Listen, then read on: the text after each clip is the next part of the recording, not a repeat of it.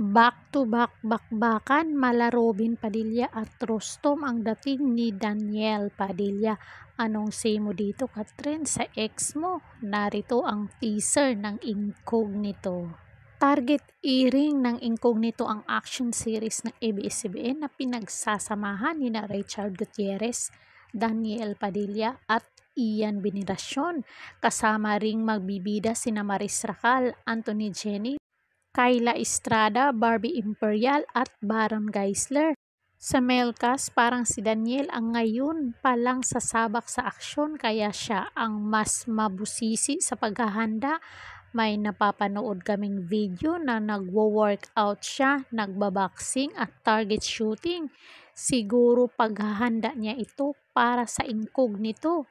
As per his fans report, nakapag-taping na si Daniel, updated sila kung ilang araw nang nagtitaping ang aktor. Siyempre, para excited na silang mapanood ang favorite nila sa action. Isa pang ikina-excite ng mga fans ni Daniel, first time niyang magkakatrabaho si Ian na alam nilang may maitutulong kay Daniel.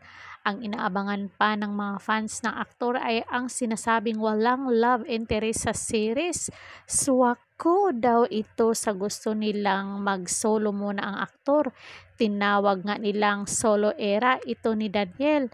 Kahit may nauna ng balita na makaparihan niyang si Kayla. Anong sa inyo dito, mga Marites? First time pala itong sasabak si Daniel Padilla sa action, di ba? Palagi siyang may collab team, si Catherine Bernardo at saka puro pag-ibig ang kaniyang mga pelikula.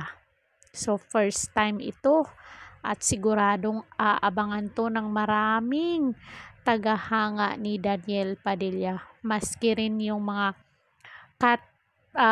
Daniel at Catherine fans nag-aabang din dito. At alam nyo ba guys, marami pa ring hoping na magkakabalikan yung dalawa. So anong say nyo dito, mga Marites? Comment down kayo dyan sa baba. At balita, hahabol daw itong si Barbie Imperial.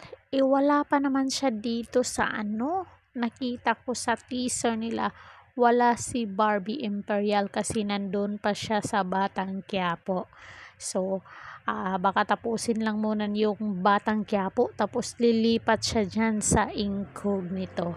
So marami ding nag-aabang dyan kay Barbie. Siyempre siya ang napabalitang may relasyon kay Richard Gutierrez. So magkakasama na yung dalawa. So hanggang dito na lang aking video. Don't forget to like, share, and subscribe Caridad Official TV para ma-notify kayo sa ating mga latest chika dito sa showbiz. Ring bell all niyo ako. Hanggang sa muli and thank you so much.